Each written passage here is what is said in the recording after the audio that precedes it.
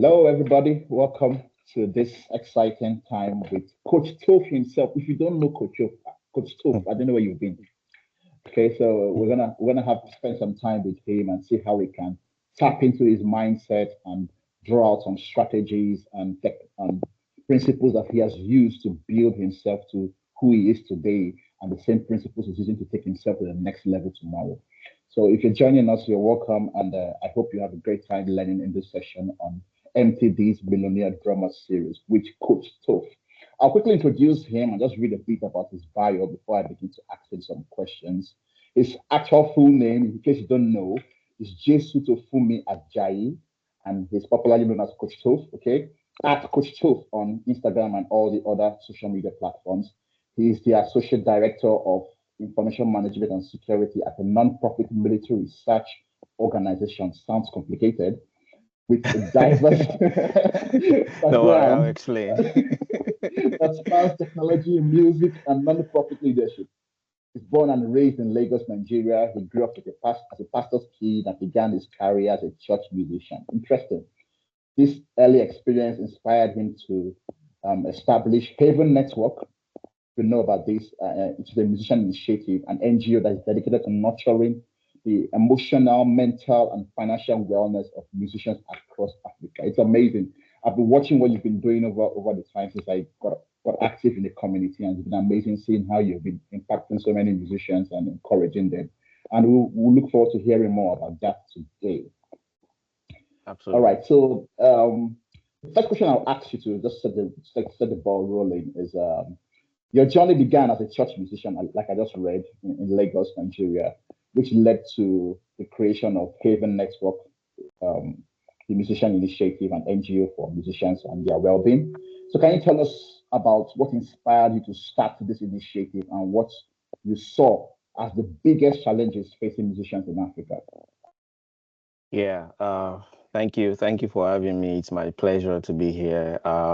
I feel humbled and honored, to lend my voice to these conversations and be able to help the next generation of musicians, understand how much potential they have, and how much better life they can enjoy. Yeah.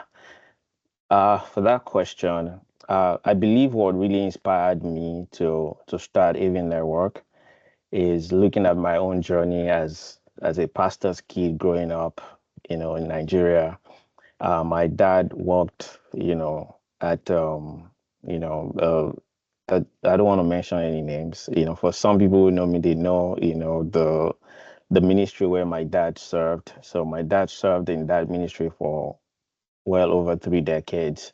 And growing up in mission houses, we would get transferred from one location to another within Nigeria, right? And my experiences as a PK, pastor's kid, and also as someone who developed my love for, music, growing up from going to choir rehearsals every Saturday and seeing, our bros, on the instrument, and you just be like, man, one day I'm gonna play the piano like that, so, and looking at the struggles that, I personally went through trying to chase artists down, for my money after a gig, 3 weeks later, the stress of deceit from a lot of, even fellow musicians in the community and the mental and emotional stress that, we all go through. So this NGO was birthed out of that, experience, out of that personal experience. And for me, I believe in the idea of paying it forward, right? I believe strongly in that. I've been through it. I've been through all kinds of, scenarios you can imagine that a typical musician in Africa is going through right now. And I thought, what better way to be a blessing to my community than to start, conversations around ways we can have a better quality of life, so that NGO is birthed out of, my personal experience as a PK growing up. And that's why I've decided to focus on 3 areas, specifically the emotional, the mental, and the financial well-being of musicians across Africa. Personally, those are the areas that I struggled with, growing up as a typical church musician, we are a group of people that the church usually don't pay a lot of attention, even though we give the church most of the attention, right? If you know what I mean, without the Yeah, musicians playing and, making the church exciting, the church doesn't get the attention it deserves. So that's why I believe that we are doing the work. We just started, but the conversation will continue, and that's why I'm excited for this interview. amazing. Thank you for sharing that, and thank you for taking that initiative and stepping out, sticking your head out for others. Not many people can do that. It shows selflessness. It shows somebody that has a vision, somebody that is able to see the good in others and try to bring out that good.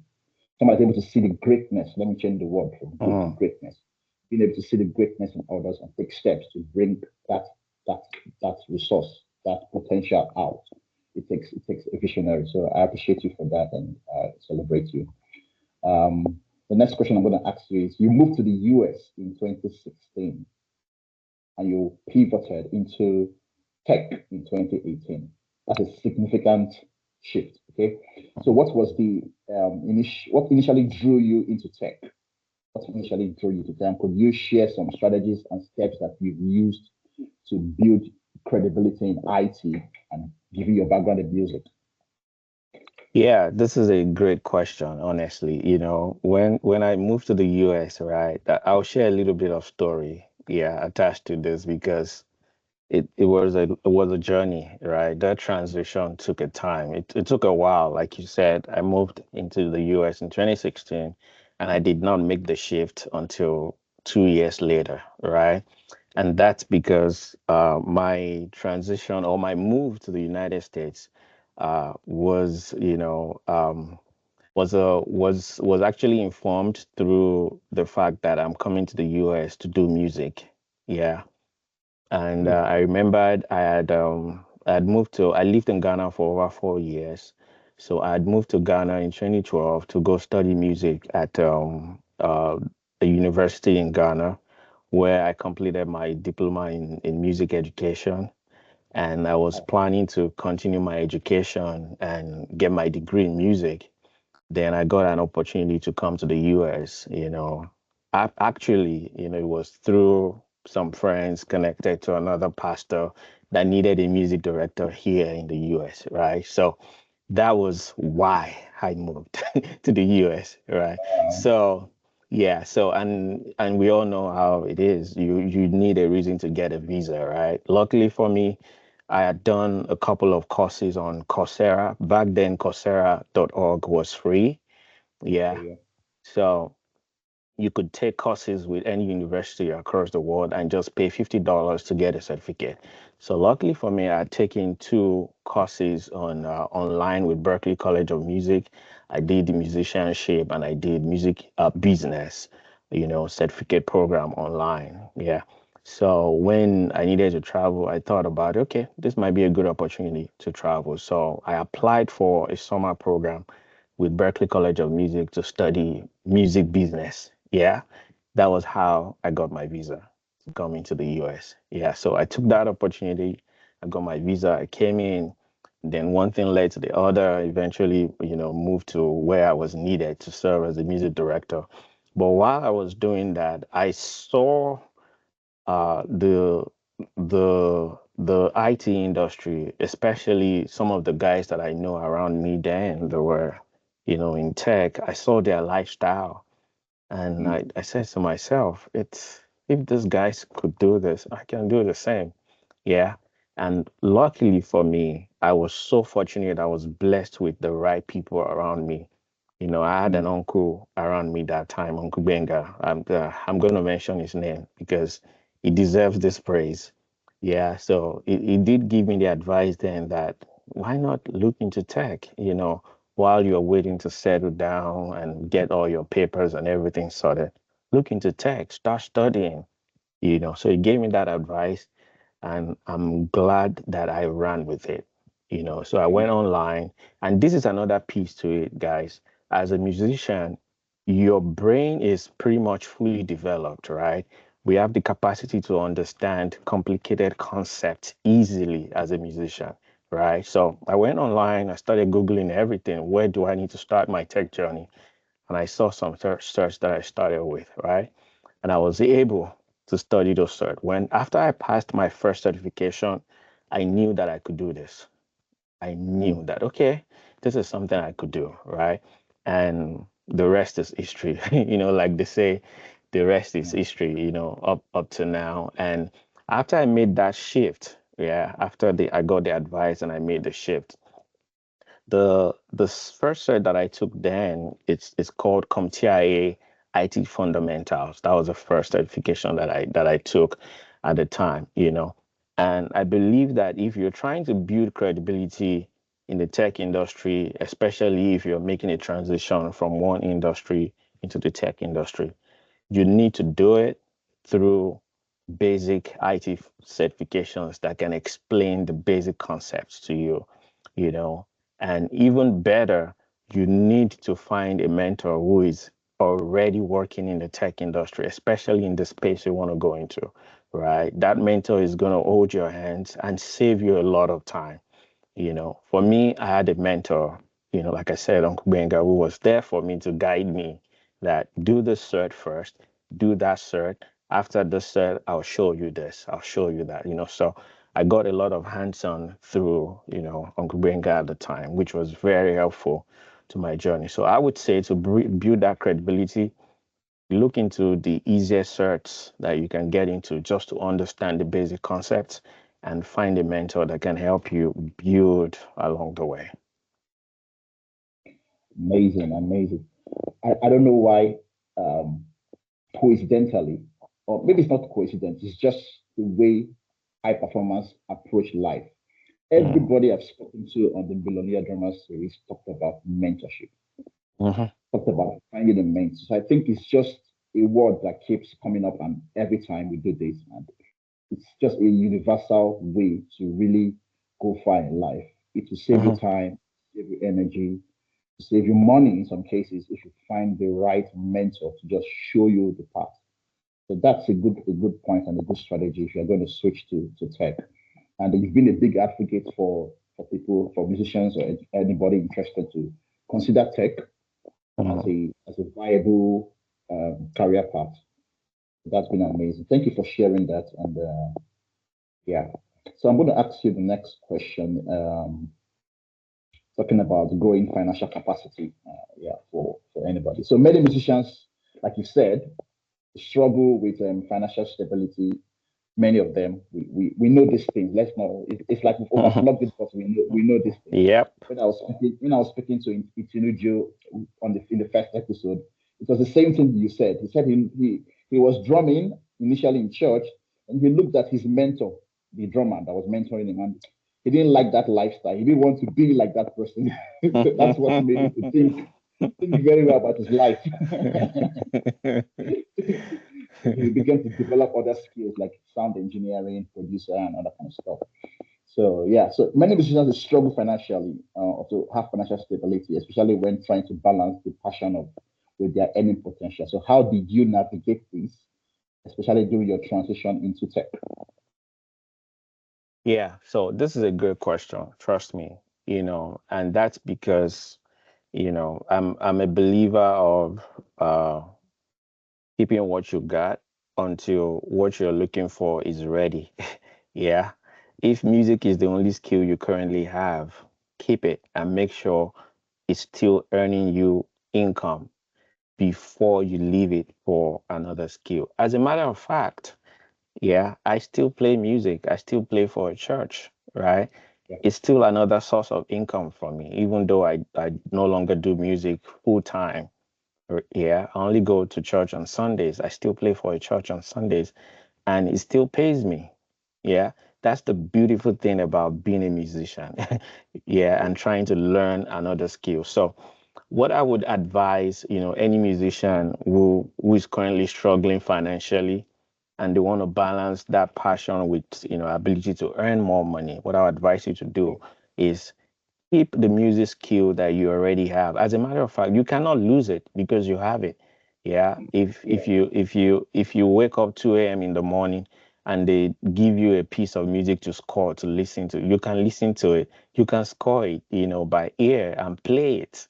You don't need to pray to God to be able to do it. You can play it. You already have it. Yeah. So what I would advise is keep that skill going. Make sure it's still generating income for you. Yeah.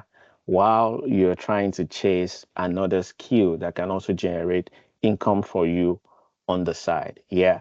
And this is where the balance comes in. Yeah.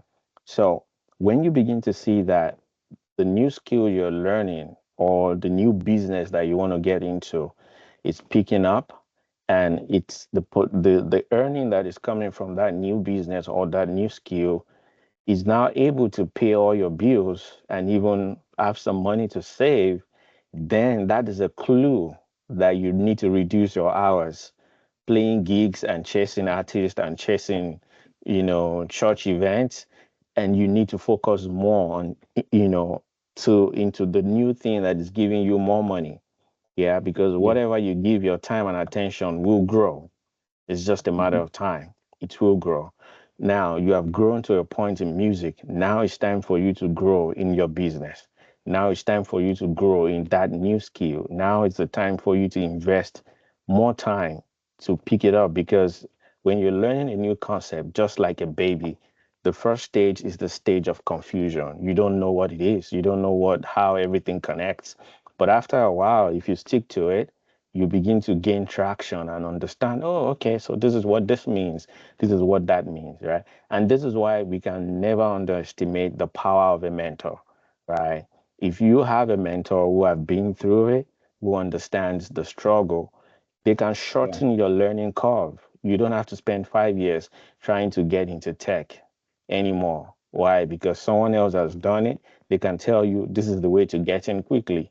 Learn the right skills, and boom, set up a good resume, be able to talk your way out of any question, and you get a job. Yeah. Yeah. So that's what I would advise. Keep the music skill going and start to shed more time into the new business, to the new skill, until that business and skill can pay you more money to take care of your, financial responsibilities. And then you can begin to say, okay, I think it's time for me to shift my focus. I'll use myself as the example here. When I got started, in tech, my first job in tech was actually February 2020, right before COVID. Yeah. And then when COVID came, everybody was sent back home, go back home and start working from home. And I saw an opportunity to do something unique, yeah, at the time, because companies needed a lot of people. Yeah. So I started applying for more remote jobs. And boy, oh boy, I got a lot of remote jobs, yeah, while working from home. At the time that I started doing multiple remote jobs, and I know that, okay, what I'm making from tech now is paying my bills and I have more money left over, I knew it was time for me to reduce my church time and gig time, and event times on the music side of things. Yeah, at Yeah. some point, for some people who know me, I completely stopped playing for churches because I now have multiple tech jobs that pay me very well. So I don't have to go Yeah. back and depend on the income from the church. So I completely stopped, So that's what I would advise for you to strike that balance. Yeah. It makes sense. It makes sense. Yeah. Even in the job market, in the job or workforce, when people are trying to switch jobs, or probably if you want to resign and go and start a business, they will advise you generally that you should make sure that that salary that you have, that you're taking, you have saved it maybe like 6 months. Mm-hmm. Then you give yourself at least 6 months. If you're not going to work at all on your job, Mm-hmm. you have your salary saved for 6 months before you go into a new venture to put Yep. all your time into that business. Yeah, I remember when I resigned in 2017 to start my business, my digital marketing agency. I didn't have 6 months salary. How much were they paying me in the first place? So what I did, I called my dad. I told my dad, I'm leaving this job. I don't have 6 months salary. What will I do? Let me just leave the job. If I get hungry, I'll call you. But by making that decision, I never went hungry. I never asked my father for a dime. The moment I resigned, my brain started working. I had to look for my clients and I was finding them. So sometimes you have to take that leap, and once you take that leap of faith, your brain starts working better and you will make it work. Yeah. Thank you for sharing that. Uh, I'm going to ask you another question. I think still, I'll skip this one. So now you've earned certifications. You talked about CompTIA security. I know you say you did some Cisco certification among others. So how important do you believe certifications are for musicians looking to branch into any other fields?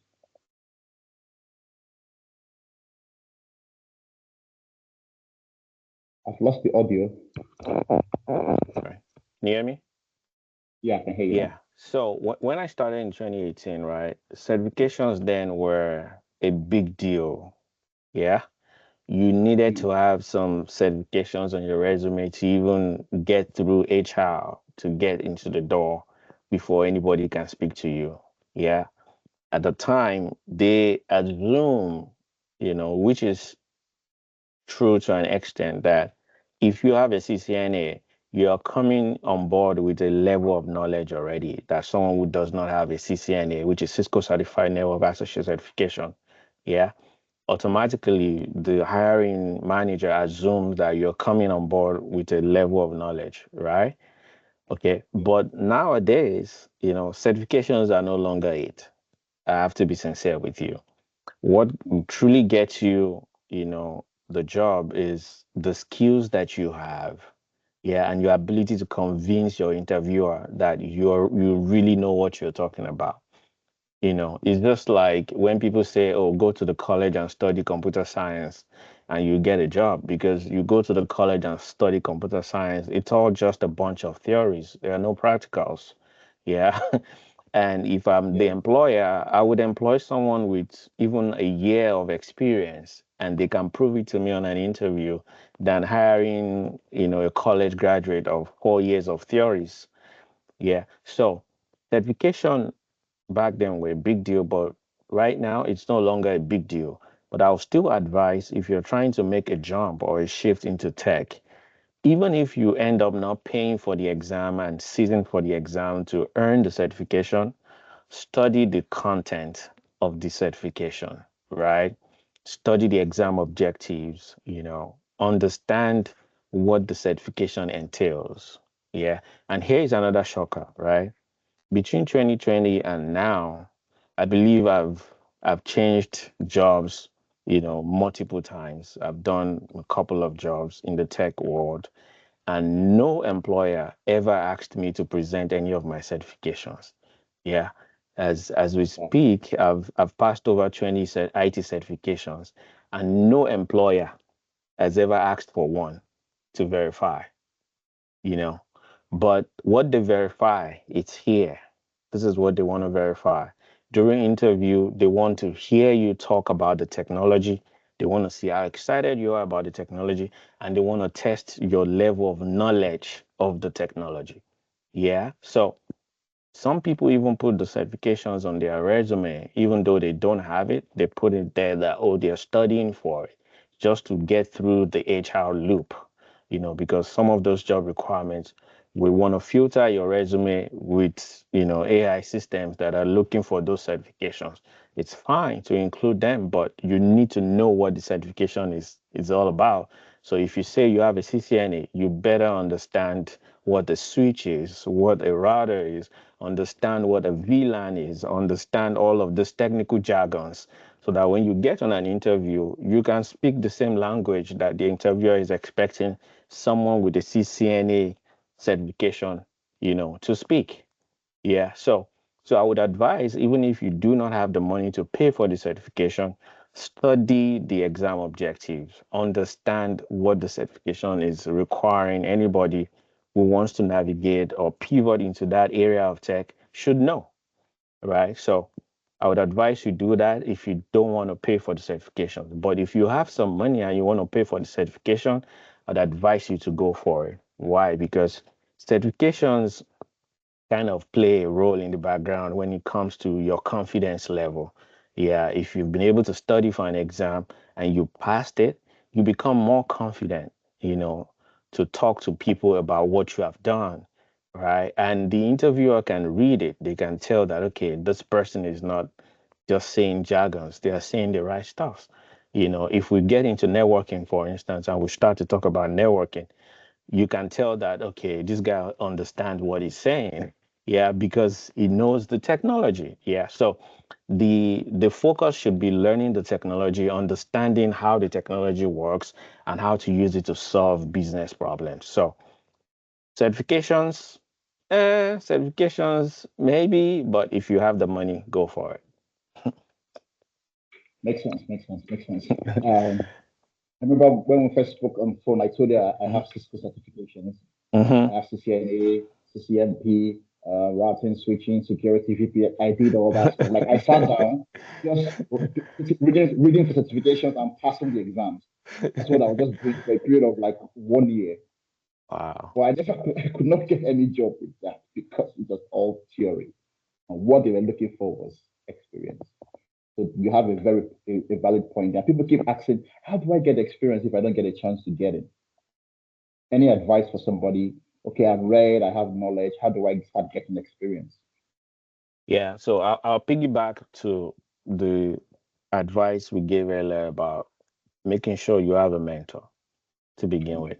Yeah. If you have a mentor, you already have experience. Trust me. Because the mentor has the experience and that's what they're going to pass on to you, right? So, and in most cases, the make sure you have a mentor who either has a business in the tech space or in that business space you're looking at, or who knows people who have businesses in that space you are looking at, right? For instance, let's say tech, since we're talking about tech, make sure you find a mentor who currently has a tech business or who know people who have tech business. Why? Because the mentor can bring you in to intern directly, under his business and you can learn, Yeah, you know, directly working for the mentor. Or the mentor can connect you with some of his friends or some of our friends that can help you get experience on the job. Yeah. So you do not want to start this journey without a mentor. You're gonna waste a lot of time. So I would rather advise you spend a bulk of time looking for the right mentor before you get started. Yeah, so that's gonna be my advice, for anybody who, you've done the certification, you have the theoretical knowledge, and you're looking for experience. Make sure you have a mentor that can help you get it, because if you have a mentor and they have a business, you can get verifiable experience on paper. Yeah. It's different from just going on YouTube and watching practical videos and setting up a lab and practicing. No, that is not verifiable on paper. And what you want is a verifiable experience on paper. yeah, you're absolutely right. And to further add to that, that's exactly what I did. I was in the tech industry, like I told you. I was Hmm. an LTE engineer, 4G LTE engineer, then in Lagos. And I used my 2 weeks leave at some point in 2017 before I resigned, left Lagos and went to Abuja to meet a friend who was a fiber optics engineer in Abuja. Hmm. I was a senior fiber optics engineer. Then I was picking interest in fiber optics. And I used my 2 leaves. I stayed in his house and I was following him to site to learn how to splice and do all this kind of stuff. So imagine if I wanted to pivot into fiber optics, that's the same thing. Find somebody. I wasn't working for the company. He was not the business owner. He was just an employee, but he could tell the business people that this is my friend. He wants to just follow me to site and learn. And I started following to site for 2 weeks. So you Hmm. might not have to wait till you get the job or wait till you can find somebody, like you said, find a mentor in your tech space and follow them to site or whatever the area is and just learn from them. So that's a brilliant way to approach it. Thank you for sharing that. I'll ask you another question about. So now, let's talk about your nonprofit. Your nonprofit work, Haven Network.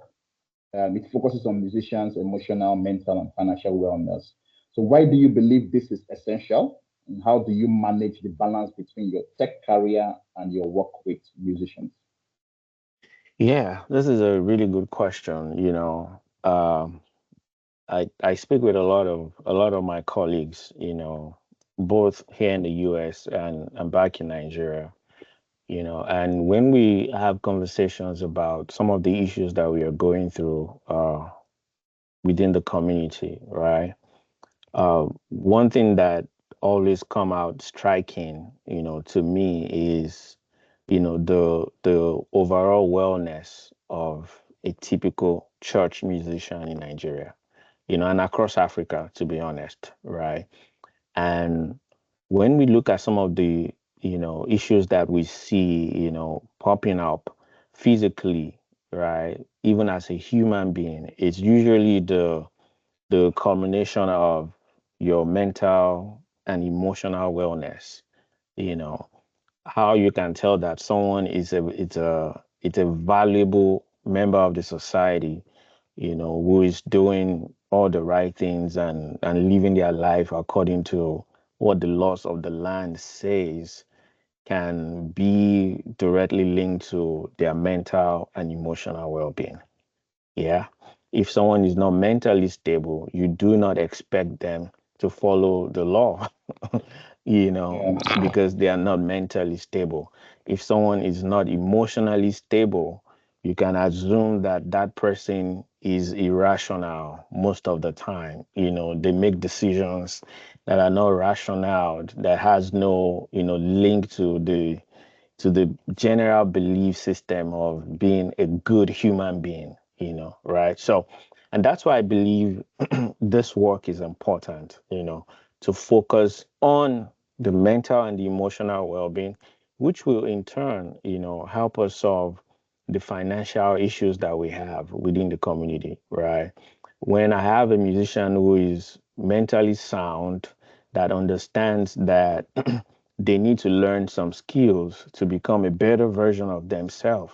I'm talking about their mental state of mind now, right? It becomes more easier for that person to become financially stable because mentally you know that you need to learn some skills and you're willing to put in the work, right? Without allowing your emotion to get in the way. Yeah. So, and this is why I believe this work is important. And I want to use this opportunity to reach out to, musicians across the world, that want to be a blessing to what we do, right? Go on IG, you can find us on IG, at Avin Network, right? This is not going to go unnoticed. Why? Because this is an investment in human capital. It's not just investment in a business that is going to earn money. This is investment in human beings that is going to Yeah. give us, a high, let me say the highest level or rate of return, when we are talking about ROI. Yeah, so, and that's because if we can at least touch a couple lives, believe that there will be a compounding effect over time when we know that a few people are now stable mentally, emotionally, and financially. They become an advocate in their own level of influence with the people that, I believe that everybody is the leader, regardless of where you are in your journey in life. And you have influence over some people, and your word does matter, right? So, that's why I strongly believe this is an important, work for us to all do together, not just, by me and, a few people. I believe this is all hands on deck project for us in Africa, especially, so and looking at the second half of the question you asked me, that how do I balance my work, right? So for me, I believe in people, and I believe in leverage, right? And I also believe in delegation. Yeah. I Mm. believe that you cannot do everything by yourself. As a matter of fact, nobody can be available 100%. Let's agree to disagree on that statement. And what I mean by that is no matter how great you are, no matter how healthy you are, there will be some days that you just do not feel like it. Yeah. And in those days, you need to lean on people. You need to lean on people to help you carry the weight, of the vision. So I believe in leveraging on people, and that's what I do pretty much anytime I'm online. I am connecting with musicians across Africa, having conversations with them to see how they can be part of the vision so that when I know there's a need to leverage someone, they are available to help us, carry the vision. So that's how I balance it. Yeah, it's amazing. Yeah, yeah, delegation is very important. Yeah, that's a good point, Andy. I mean, I don't know. Yeah, Haven Network, you are approaching it as an NGO, but I'm sure there's a lot of business inside of you. And whenever you decide to release them, you already know that delegation is very, very important. Very, very Hmm. important. Yeah. Hmm. Hmm.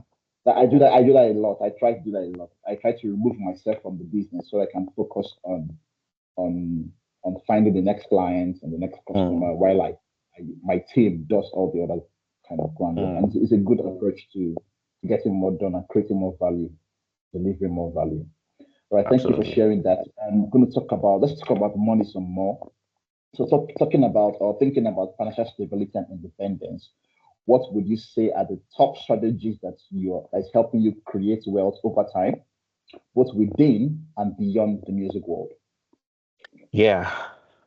I love the topic of money, and that's because I believe this is a personal belief that when the worry over money is taken away, you know, I believe that most of our emotional stress will be gone. Yeah, because most of the things that we worry about, especially in this Instagram generation where, you open up Instagram and it looks like your life is not going anywhere because you see other people doing big things, getting out from a Yeah, jet, getting into Rolls Royce. You're like, what's going on? What am I doing with my life?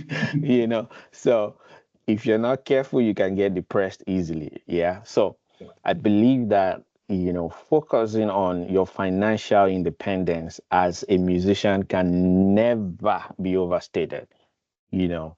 And for me, that's one of the areas that I take seriously, even in my personal life, and my strategy is simple. It's simple. Every dollar, every cent that comes into my hands, I make sure that there is a percentage that must be kept away. There's a percentage that must be invested, and there's a percentage that must go to my lifestyle, right? So I'll give you an example. So the formula that I adopt a lot is that my monthly expenses should not pass 60% of my income, right? On a monthly basis, my house, whatever, anything must not pass 60% of my income. And then what that means is it gives me enough room to now say, okay, I want to consistently invest 20% of my money or invest 30% of my money. And then I want to use 10% to enjoy my life, right? Why? Because we are not here forever, right? And you have to enjoy your life as much as possible, So, and this is where I believe the musician community is struggling, right? Especially as we, get close to the November, December festive period where there are a lot of shows, there are a lot of events. This is where when I believe a lot of musicians make a lot of money because there are a lot of events during yeah, this, last 2 months of the year, right? We are constantly buying. That's one of the problems I've seen with the musician community. We are constantly buying dresses, buying sneakers, buying suits, buying watches, buying things just to look good on stage.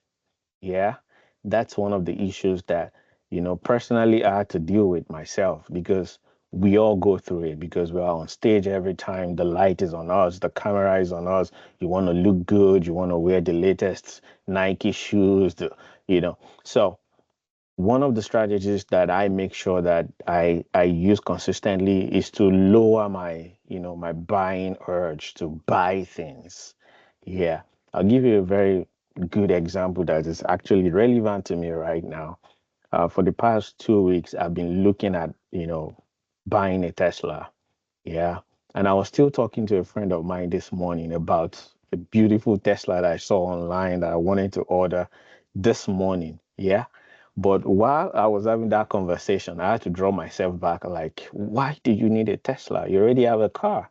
It drives nice. You know, so I had to shut it down this morning, so that's something that we have to constantly work on because I'm constantly working on it myself. I check myself before I make a purchase. I call a friend. I talk to someone about it, and before you know it, I'm going to get checked because I know the person I'm calling is going to check me and tell you, guy, do you really need this right now? Do you have a car already? Why do you have to buy another car? And this goes to buying jewelries, buying shoes and stuff like that. You know, if it's not a need, you don't have to buy it.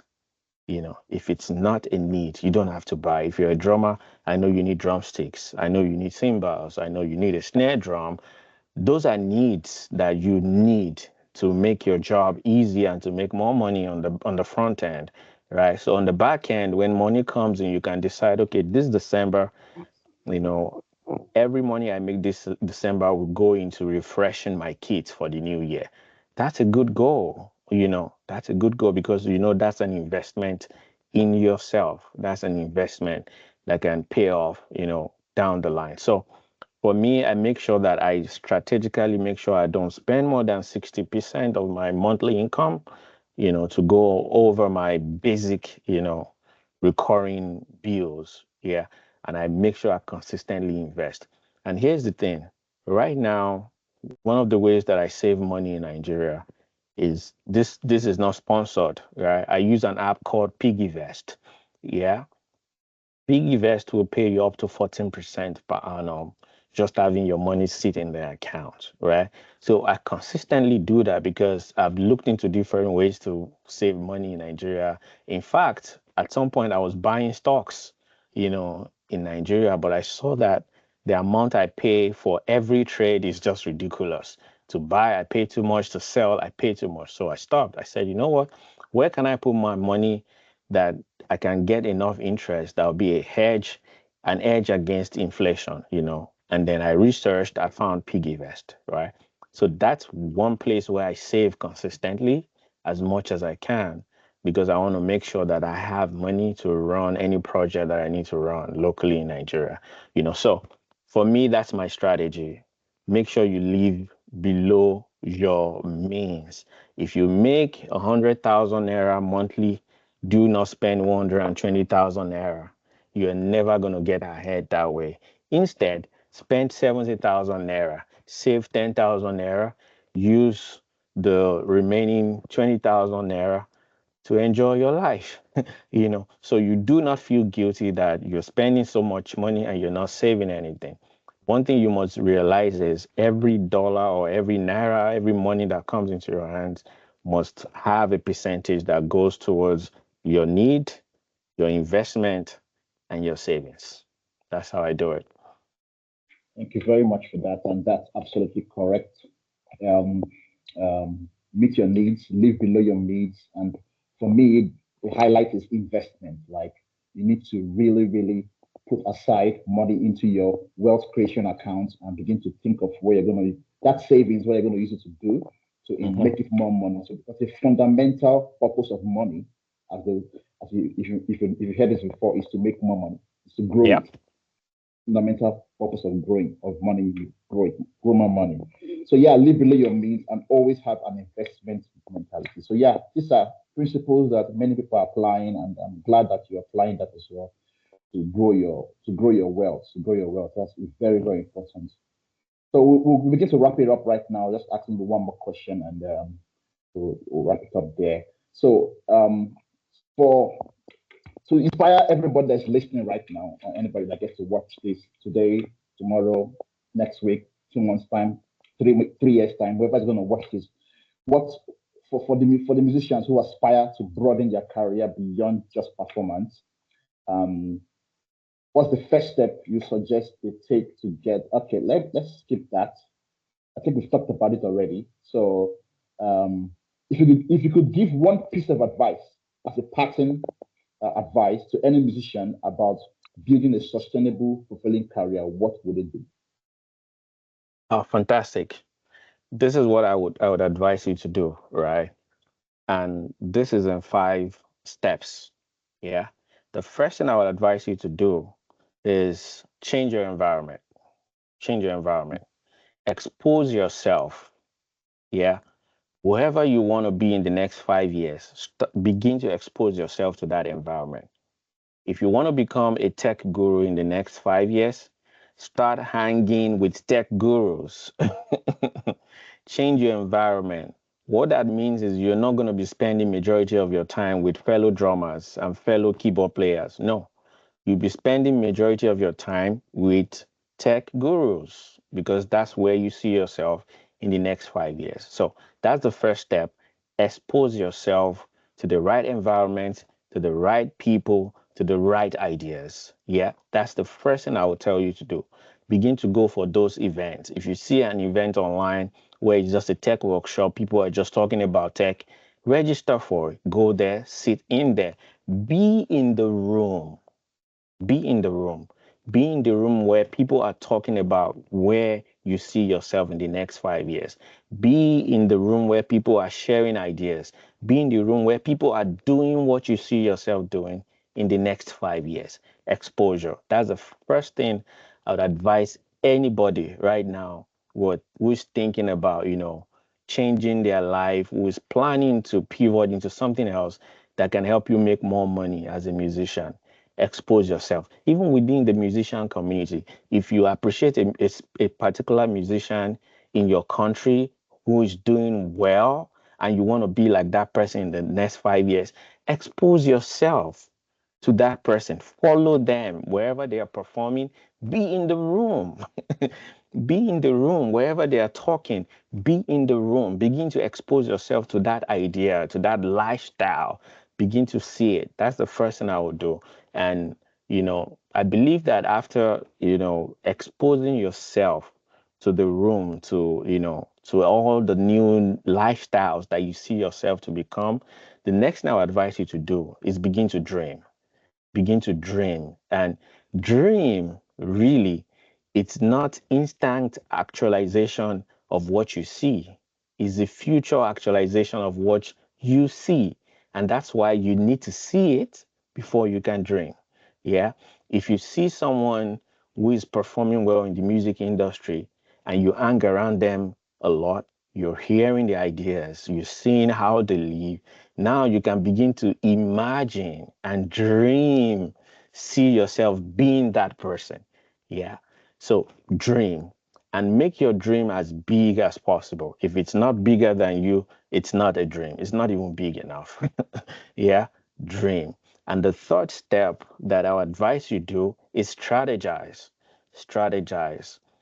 Find time to sit down, even if it's just once a week, pull up a sheet of paper and write strategies. I want to be a software developer in the next 5 years. How do I become a software developer?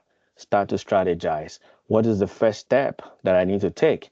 Okay, I need to learn this course. There's a YouTube channel that I just saw. This guy, I love his style of teaching. I think I'm going to stick to this channel. That's a strategy. I'm going to watch it for the next 6 months. That's a strategy. Yeah. And then after 6 months, I would see what next I can pick up. I'll see what project I can develop. I'll see what app I can develop, strategize. Yeah.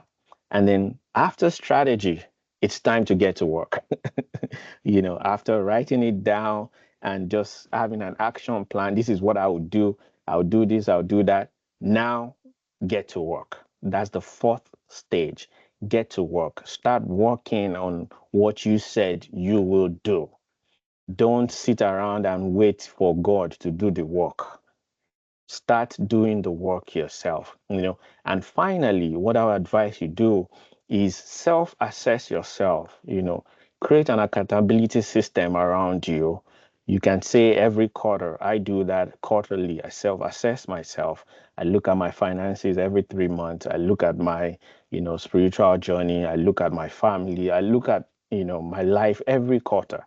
That's what I do. And I have a system of friends that keep me accountable. Why? Because I share my dream and my strategy with them, that this is what I want to do. This is what I'm planning to do. So surround yourself with people who can keep you and hold you accountable, that can say, guy, you said you were going to do this 3 months ago. What's happening now? You're not studying. You should be studying right now, So that's the last stage. I'll go over it again. The first thing, exposure. Expose yourself to the right people, the right ideas, and the right environment. Two, Dream dream. big. Begin to dream that it is possible for you to achieve it, you know. And then three, after dream, you strategize, write out a plan. How do I get there? What do I need to do to get there? And then four, get to work. Start doing the work that you need to do to get there. And finally, set up an accountability system around you so that those people and that system can hold you accountable to make sure you're doing the work you need to do based on the strategies you've written down for the dream that you see ahead of you in the next how many years. That's what I would do. Brilliant. That's it. That's it. That's everything, guys. There's so much more. We as musicians, we must not settle for less because there's Mhm. so much more. I would say you're more than a drummer, or maybe somebody wants to start, you're more than a keyboardist, you're more than a guitarist, you're more than a Absolutely. bassist in the instrument, you're more than who you currently are. I am more than who I currently am. So there is so much more out there. We just need to do these things, like you said, just need to expose ourselves more, learn more. One of my phrases is you learn more and you become more from what you learn, Mm-hmm. and you do more, you have more. That's pretty much it. So thank you so much, CoachToph, for sharing with us. There's so much in this video. By the time I begin to unpack it into blogs, into shorts, there's so much lessons in here. In the first 6 episodes, I drew lessons from there, which I used to write my book, Think Beyond the Drum Box. So there's so much lessons in here, so much wisdom in here. And anybody, if you missed anything, go back again and watch it. And there's so much in here. The most important thing is do something about it. That's step 4. Mm-hmm. Do something about what you've heard in this clip. Take action. Otherwise, there's no point for you spending the time to watch this. So thank you, Coach Toph, for being with us. Thank you for sharing with us and joining us on this. And I'm so excited for what you're going to do. I know you're going to do great things, and we'll see how we can keep supporting each other to make sure that we see that vision come alive. If you're watching this, thank you very much for joining us, and I hope that your life becomes better by watching this. All right. Thank you. Bye. All right, bro. Yeah, so I just Hello, everybody. Welcome to this exciting time with Coach Toph himself. If you don't know Coach Toph, I don't know where you've been. Okay, so we're gonna have to spend some time with him and see how we can tap into his mindset and draw out